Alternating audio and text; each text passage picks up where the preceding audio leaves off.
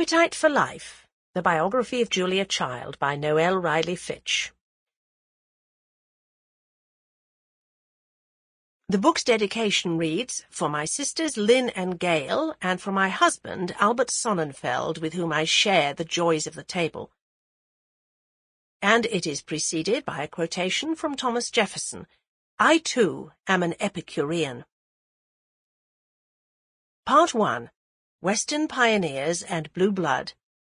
Chapter 1. Beginnings. How like autumn's warmth is Julia's face. Paul Child, August 15, 1945.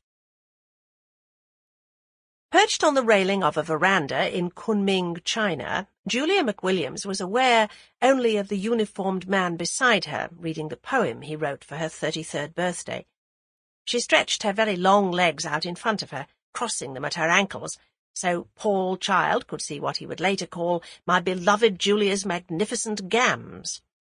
She barely noticed the formal gardens beyond the porch, or the miles of rice paddies stretching toward Kunming Lake, nor did her gaze settle on the mist-shrouded Shangri-La of temples carved into the rock of West Mountain.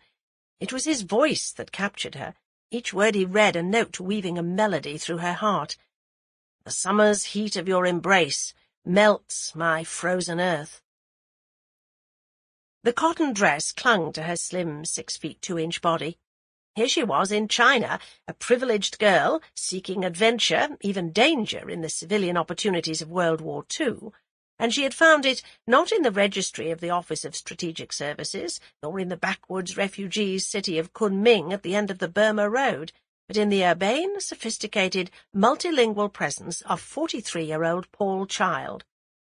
They talked all evening, his intellect challenging her, his experienced touch awakening her. In the last China outpost of Lord Mountbatten's command, surrounded at sea by Japanese forces, warplanes droning in the distance, Julia McWilliams felt alive. How like autumn's warmth is Julia's face, so filled with nature's bounty, nature's world.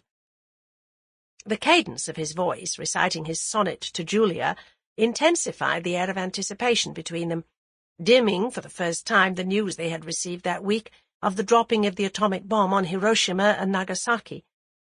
Russia was invading Manchuria to the north. Just hours earlier they had heard of Japan's surrender, and knew the world was changing for everyone, not just themselves. I cast this heaped abundance at your feet, an offering to summer and her heat. Sample complete. Ready to continue?